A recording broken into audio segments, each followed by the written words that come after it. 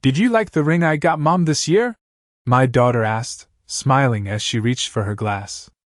I stopped for a moment. The ring? I repeated.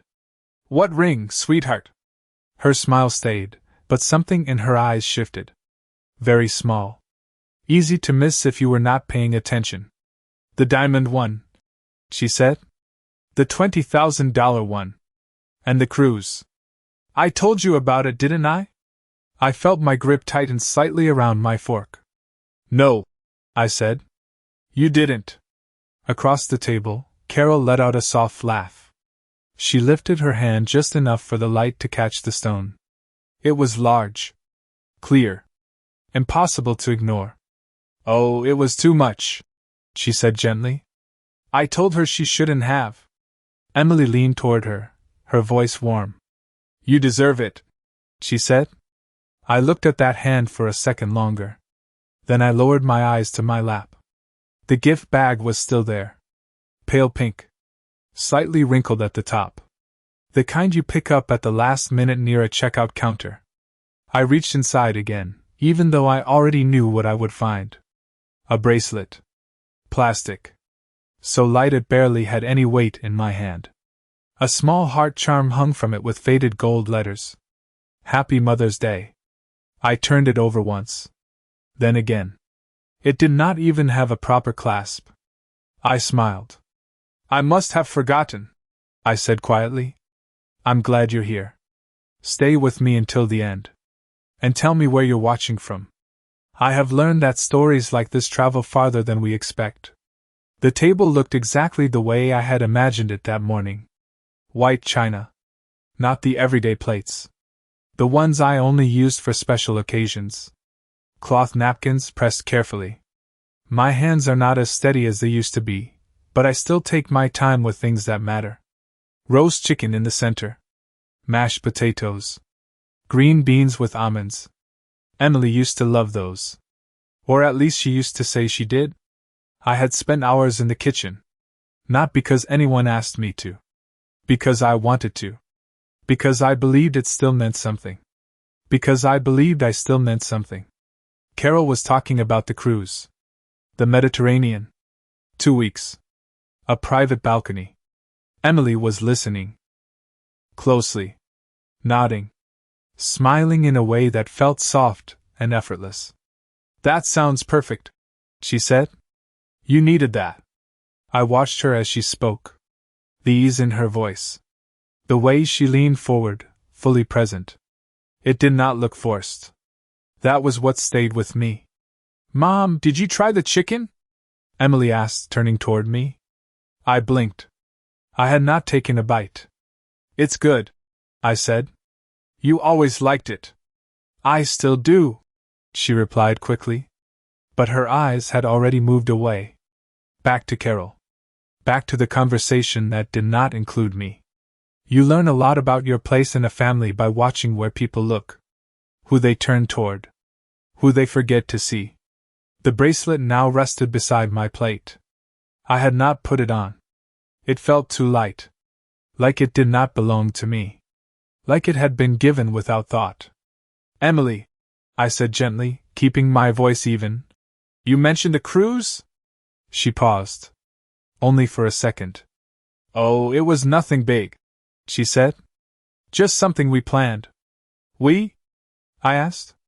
She glanced at her husband, then back at Carol. Mark and I, she said.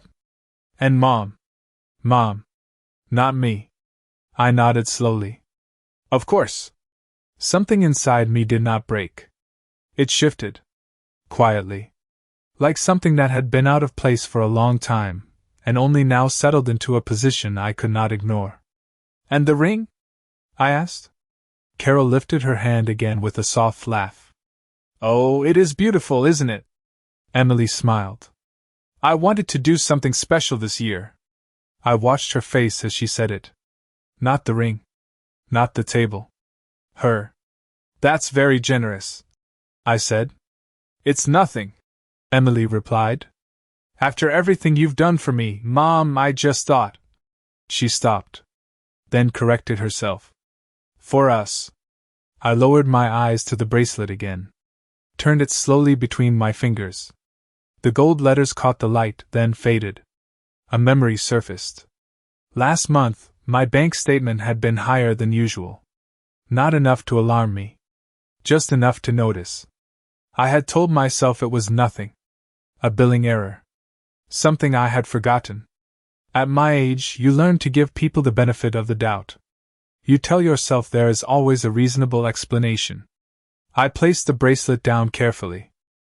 Beside my plate. Perfectly aligned. That cruise must have been expensive, I said.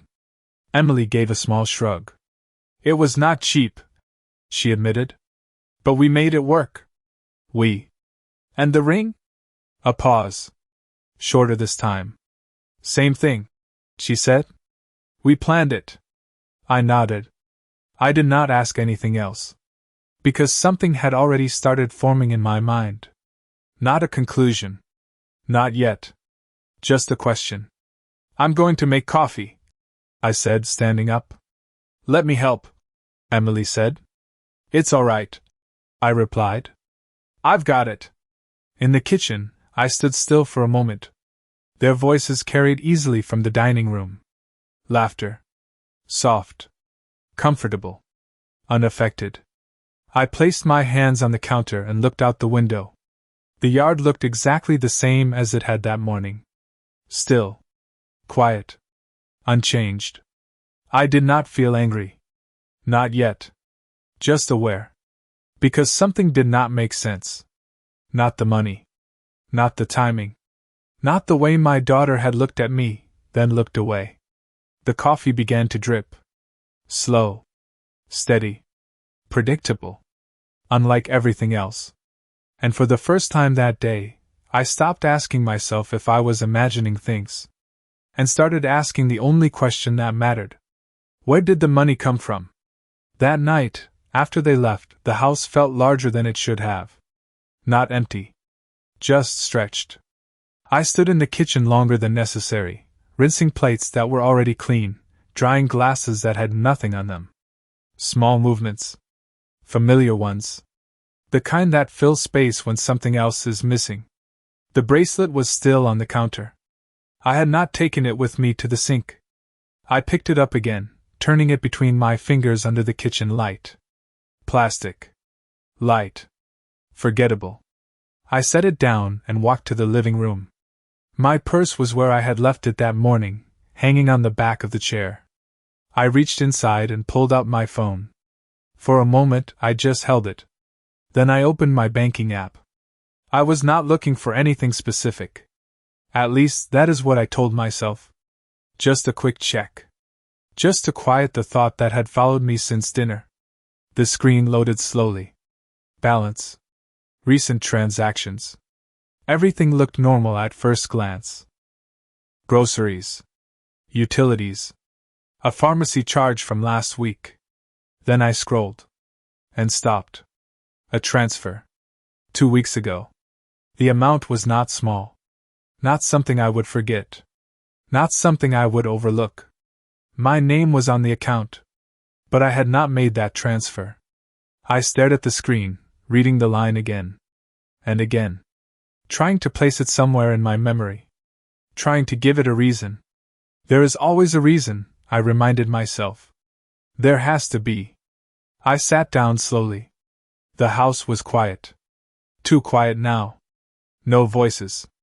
No laughter. No soft clinking of glasses.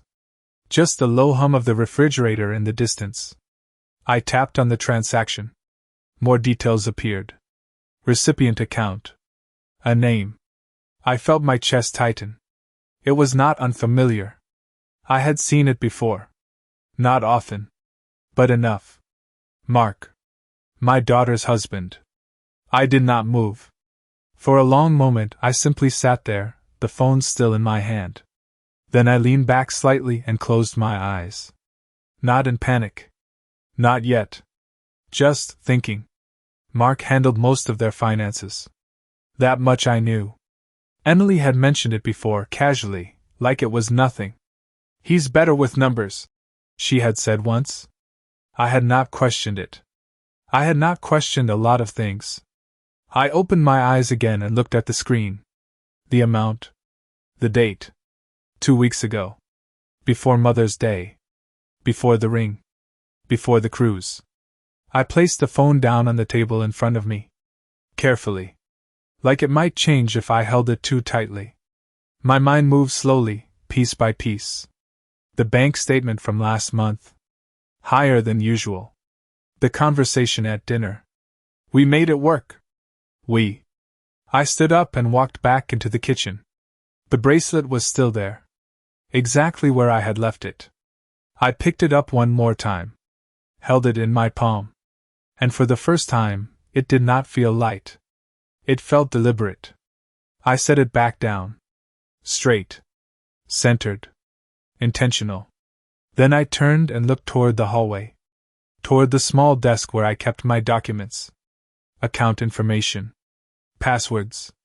Old records I had not reviewed in months. Maybe longer. I had trusted them. That was the truth. Not blindly. But enough. I walked slowly toward the desk. Each step measured. Not rushed. Not uncertain. Just decided. Because something had shifted. Not just at the dinner table. Not just in the way my daughter looked at me. But in the numbers. In the quiet places where truth tends to hide. I pulled out the chair and sat down. Opened the drawer. And for the first time in a long time, I asked myself a question I should have asked sooner. How long has this been happening? I did not sleep much that night. It was not fear that kept me awake. It was the need to understand. I didn't want to believe it. But the numbers didn't leave me a choice. Every detail kept returning. The ring. The cruise. The transfer. The way Emily avoided my eyes. Nothing felt random anymore. I woke up before sunrise. The house was completely still. I made coffee and sat at the desk in the hallway. The same desk I had trusted for years. Everything looked familiar. Organized. Undisturbed. I turned on the lamp and opened my bank records. This time I was not checking. I was looking. I started with the most recent statements, then moved backward. 3 months. 6 months. A full year. At first, everything appeared normal. Groceries. Bills. Small routine expenses. The kind of pattern you stop questioning over time. But I kept going, slower now, paying attention to the details I used to ignore. The second transfer appeared 4 months ago. Smaller than the recent one. Easy to miss. Same receiving account. Same name. Mark. I did not react. I simply noted it and continued. Another transfer appeared 8 months ago. Even smaller. Placed carefully. Just enough to stay unnoticed. I leaned back slightly. Now the pattern was clear. This was not a mistake. It was repeated. Controlled. Intentional. I reached for another folder and opened the login history. Something I had not reviewed in years. Because I never thought I needed to. The timestamps did not match my routine. Late nights. Early mornings. Times when I was asleep. Times when I had not been near the desk. I read each entry slowly. Then a memory surfaced. Emily in my kitchen a few weeks ago. Calm. Casual. She had asked for my phone. Just for a second. I had handed it to her without hesitation. Without watching. Without asking why. I sat still and let that memory settle beside everything else. From where I was sitting, I could see the bracelet on the counter. Small. Light. Easy to ignore. Before it meant nothing. Now it felt deliberate. I stood up, walked over, and picked it up again. Turned it slowly in my hand. This was not forgetfulness. This was not carelessness. This was a decision. I placed the bracelet back exactly where it had been and returned to the desk. There was one more document. I opened the drawer and took it out. Power of attorney. Something I had signed years ago. A precaution. Something responsible. I read it carefully. My name. My signature. And just below it. Emily's. My hand rested on the paper. Still. Steady. The pieces came together quietly. The transfers. The access. The timing. I did not feel anger. Not yet. Just clarity. Because the question had changed. It was no longer about one transaction. Now there was only one thing left to understand. How long had she been using my trust without me ever noticing? I did not confront her right away. That would have been the simplest choice. Walk in, place everything on the table, demand an answer. But simple questions rarely lead to honest answers, so I waited. 2 days later, I called her. "Hi, Mom," Emily said, her voice light and relaxed. "Everything okay?" "Yes," I said. "I made too much soup again. I thought I would bring some over." There was a brief pause, almost too brief to notice. "That sounds nice," she said. "Come by any time."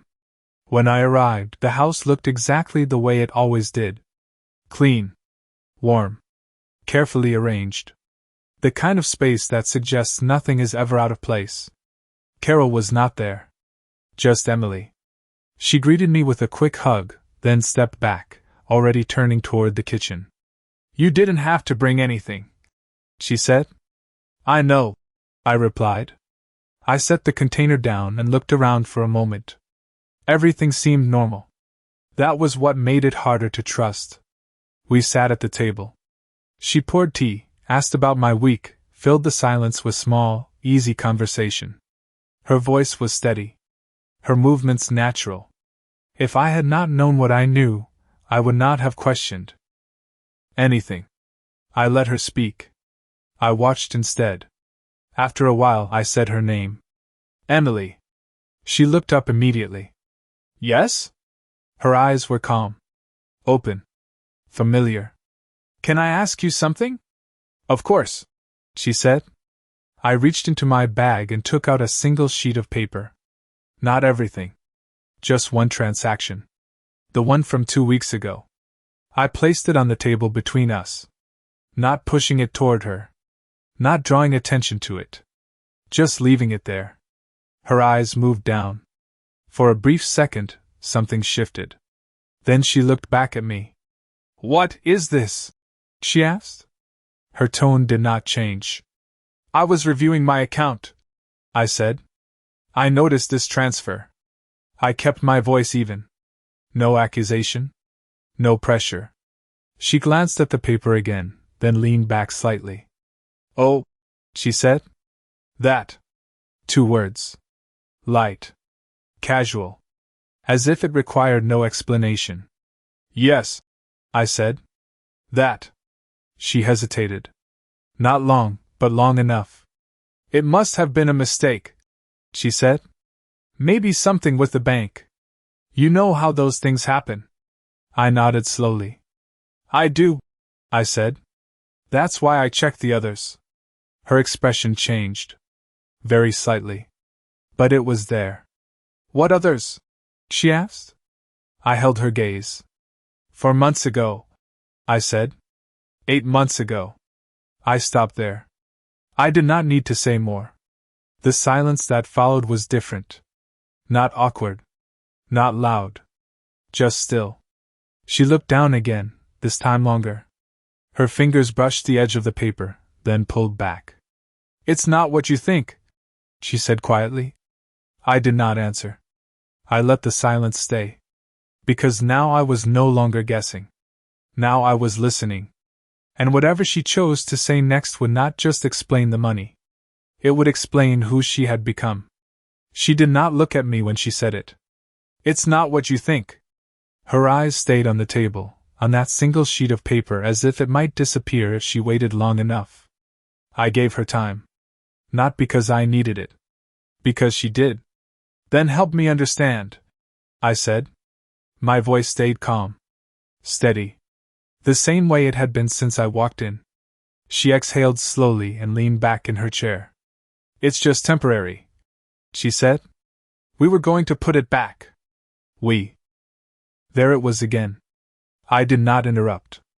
"We had some expenses come up," she continued. Unexpected things. The house, the car, and then. She paused, searching for the right version of the story. We didn't want to worry you.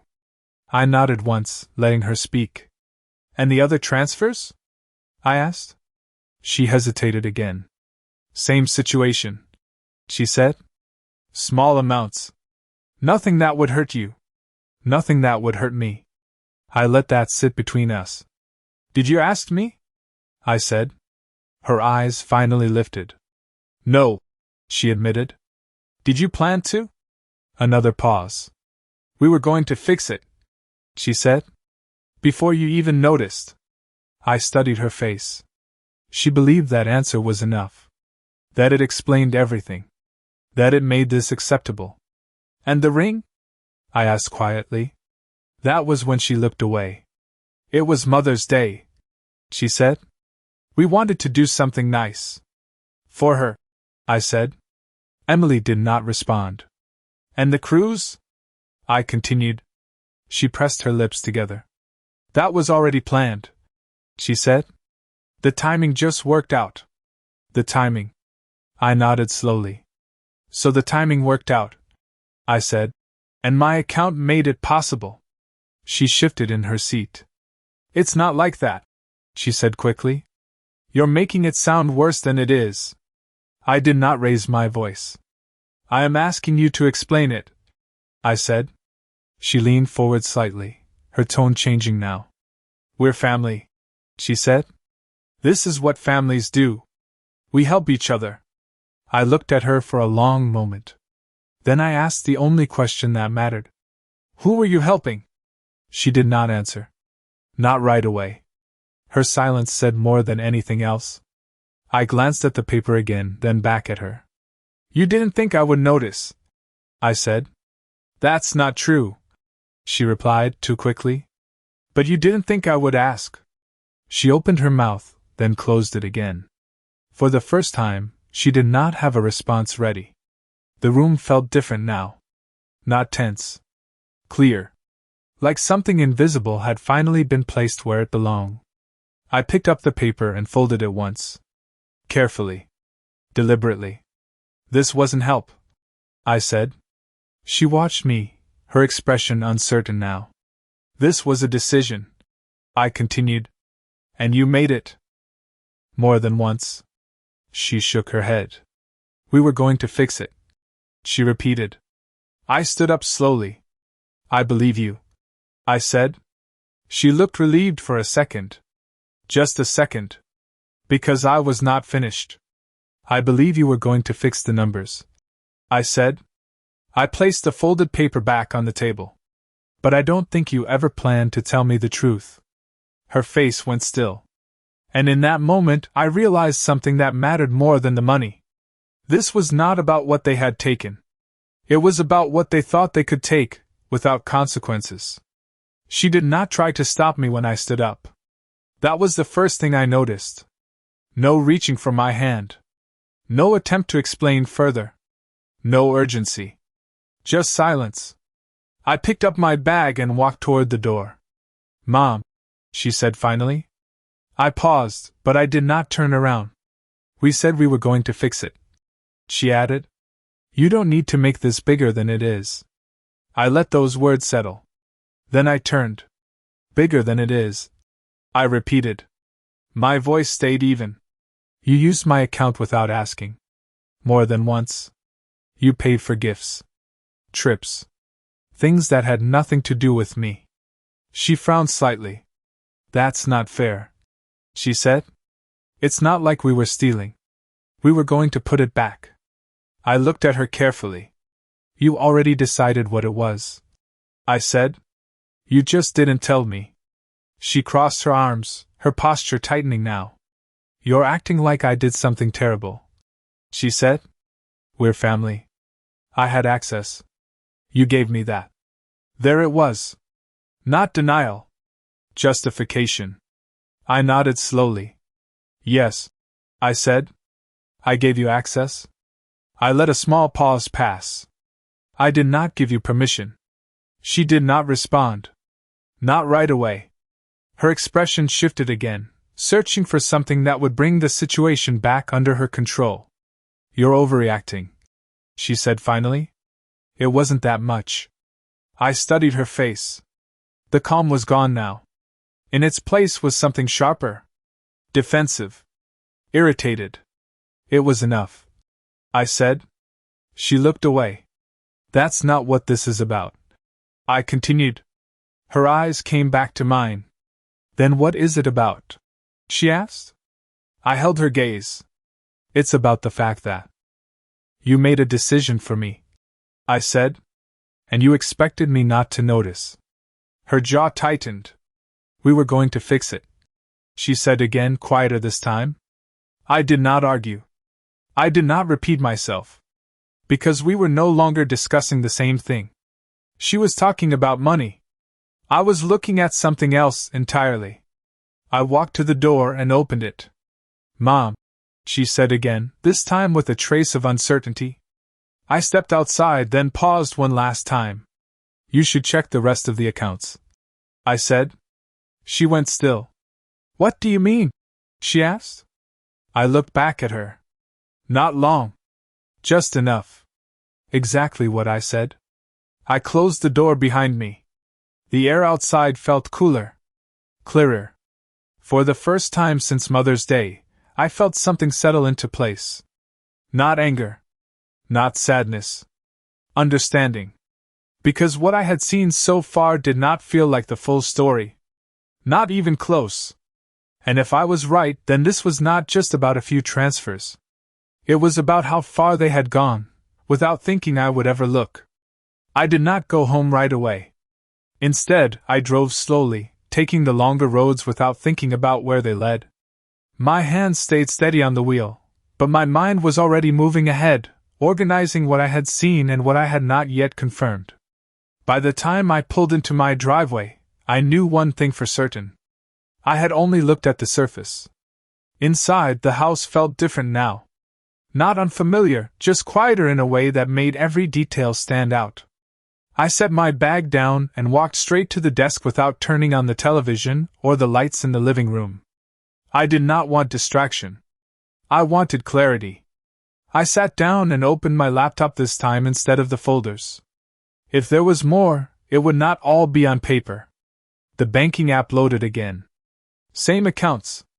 Same layout. But now I was looking deeper. I opened the linked accounts section. There were more connections than I remembered. One savings account I rarely used. A secondary account I had set up years ago for emergencies. I clicked into the first one. At first, nothing stood out. Then I noticed a pattern. Small withdrawals. Not transfers this time. Cash movements. Irregular, but consistent enough to matter. I checked the timestamps. They matched the same late hours I had seen earlier. My chest tightened slightly. This was not just one account. I opened the second one. The emergency account. The one I had not touched in over a year. The balance was lower than it should have been. Not empty. Just reduced. Carefully. Deliberately. I sat back and stared at the screen. This was not impulsive. It was planned. I moved to the access settings. Devices. Login locations. There were entries I did not recognize. Not just times. Locations. Different ones. Close to Emily's house. Close to Mark's office. I did not need confirmation anymore. But I kept looking anyway. Because once you start seeing the truth, you do not stop halfway. I opened the notification history. Alerts I had ignored. Emails I had not read closely. Security messages that had seemed routine at the time. Now they read differently. Like warnings I had chosen not to understand.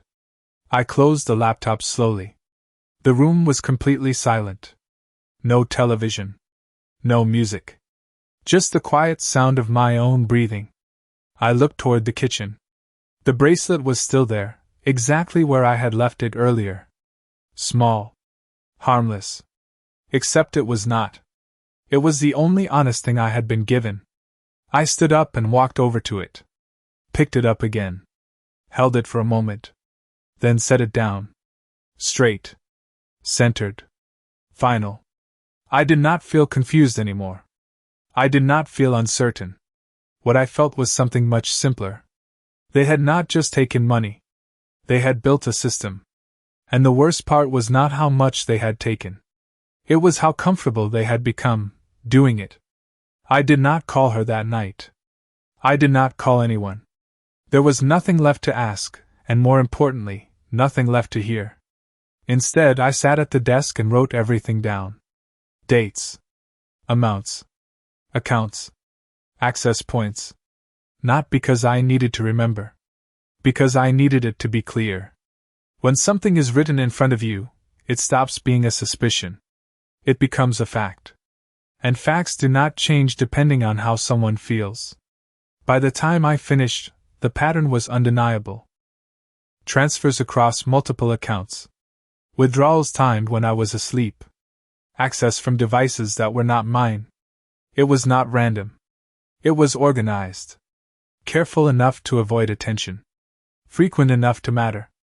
I placed the pen down and looked at the page. For a moment, I let myself sit with it. Not as a mother. As someone looking at a problem that needed to be handled correctly. Emotion would not help me now. Clarity would. I reached for my phone and opened my contacts. There was a name I had not called in years. My attorney.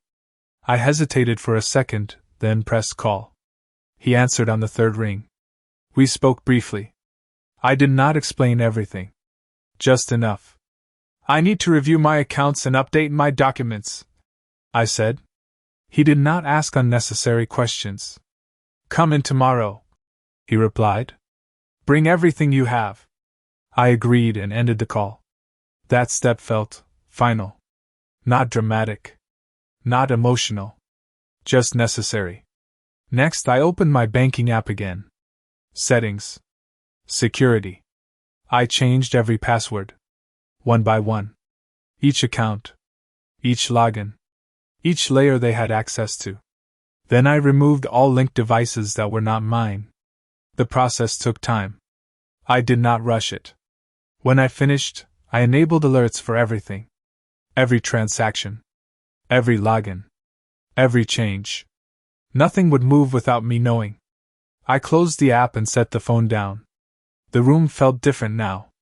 Not heavier. Sharper. More defined. I stood up and walked into the kitchen. The bracelet was still there. Unchanged. Exactly where I had left it. I picked it up again and held it in my hand. This time, I understood it completely. It was not just a gift. It was a message. A quiet one. Unintentional, perhaps. But honest. I placed it back down. Carefully. Then I turned off the kitchen light. As I walked toward the hallway, I realized something that settled everything into place. They had believed they were in control. They had believed I would never look closely enough. But that part was over now. Because tomorrow, this would stop being something I discovered. And start becoming something I acted on. The next morning, I arrived 10 minutes early. I have always believed that if something matters, you do not rush into it. You prepare for it. My attorney's office had not changed much over the years. Same quiet hallway. Same neutral walls. The kind of place where nothing feels urgent, even when it is. He greeted me with a firm handshake and a careful look. It's been a while, he said. It has, I replied. We sat down across from each other, and I placed my folder on the table. I did not start with emotion. I started with facts. Dates. Transfers. Account activity. Access logs.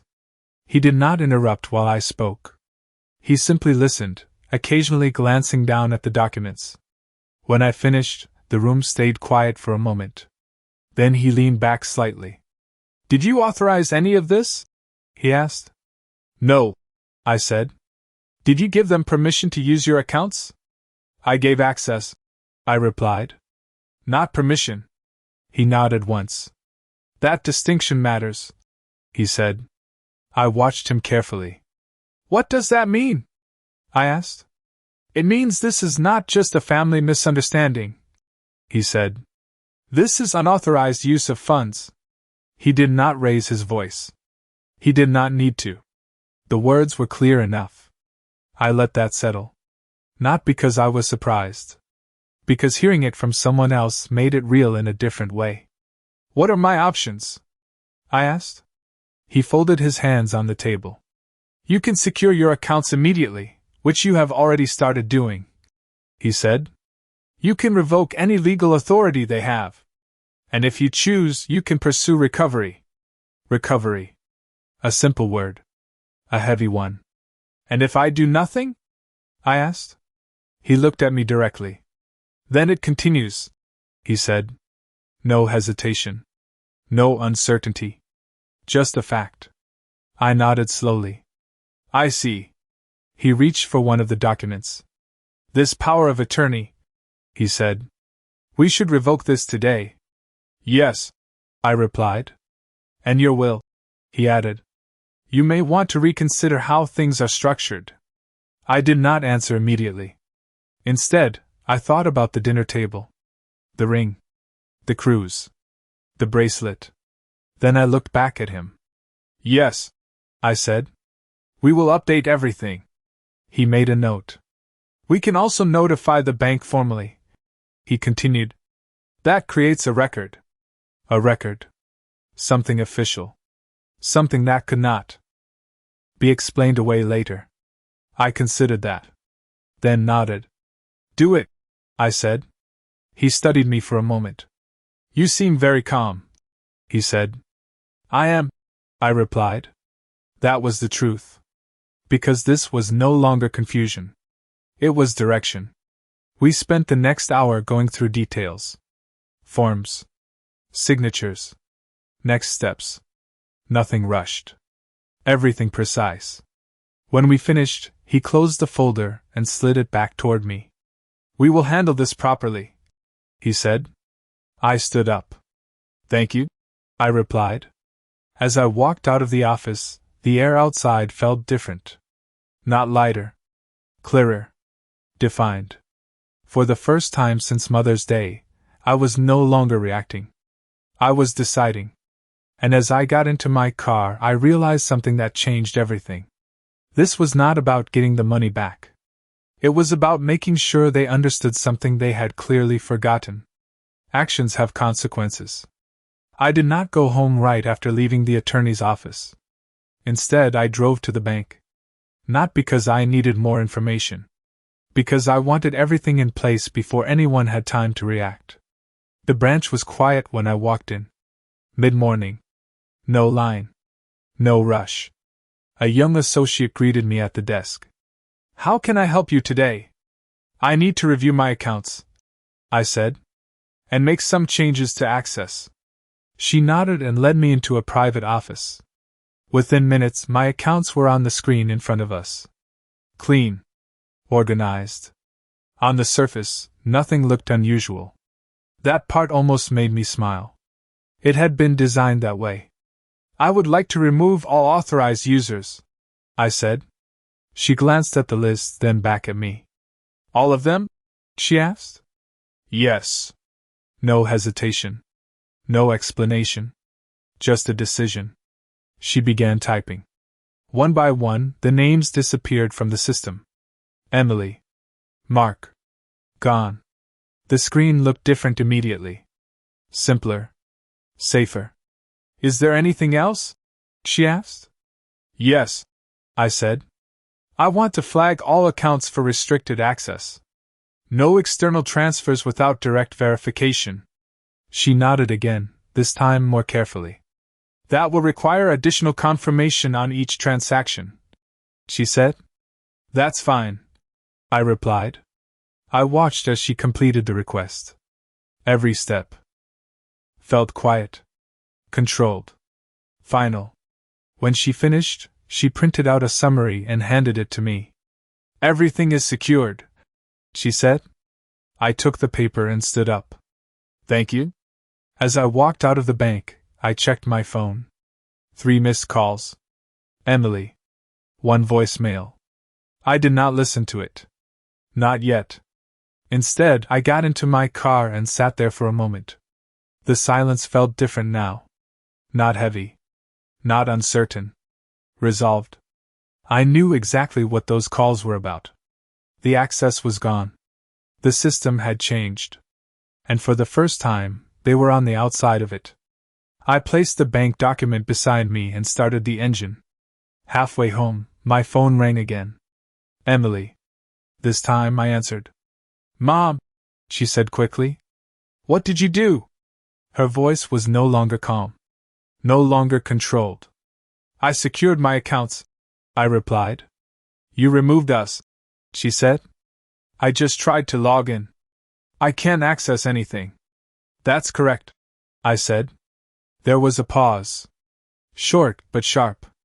You didn't have to do that, she said. We told you we were going to fix everything. I kept my eyes on the road. You no longer need to, I replied. Her tone changed. More urgent now. This is going too far, she said. You're making this into something it's not. I let a second pass. Then I spoke. No, I said. I'm finally treating it as exactly what it is. Silence filled the line. Not confusion. Not denial. Recognition. She understood. At least part of it. You should have talked to me first, she said quietly. I almost smiled. I did, I said. Then I ended the call. The rest of the drive was quiet. No more calls. No more messages. And as I pulled into my driveway, I realized something had shifted completely. They were no longer in control of the situation. And for the first time, they knew it. I expected her to come over. Not immediately. But soon. People rarely stay calm when control is taken away from them. I was in the kitchen when the doorbell rang later that afternoon. I did not rush to answer it. I dried my hands, walked over, and opened the door. Emily stood there. No smile this time. No softness in her expression. Just tension. We need to talk, she said. I stepped aside and let her in. She walked past me without waiting, straight into the living room. Her movements were quicker than usual. Less controlled. I closed the door and followed. She turned to face me. Why would you do that? She asked. Why would you lock us out like that without telling me? I looked at her for a moment before answering. I did tell you, I said. Her expression tightened. No, you didn't, she replied. You showed me one transaction and then you just acted. I walked to the chair and sat down. I showed you enough, I said. She shook her head. You didn't even give us a chance to fix it, she said. You went straight to cutting us off. I held her gaze. You already had your chance, I said. You just didn't use it. She let out a short breath, frustrated now. You're treating this like some kind of crime, she said. It wasn't like that. I did not respond right away. I let the silence settle again. Then I asked her something simple. How much? She blinked. What? How much in total? I repeated. Across all accounts. She looked at me, then away. I don't know, she said. That answer told me more than any number could have. You don't know, I said quietly. We didn't keep track like that, she added quickly. It was just small amounts over time. Small amounts. I nodded once.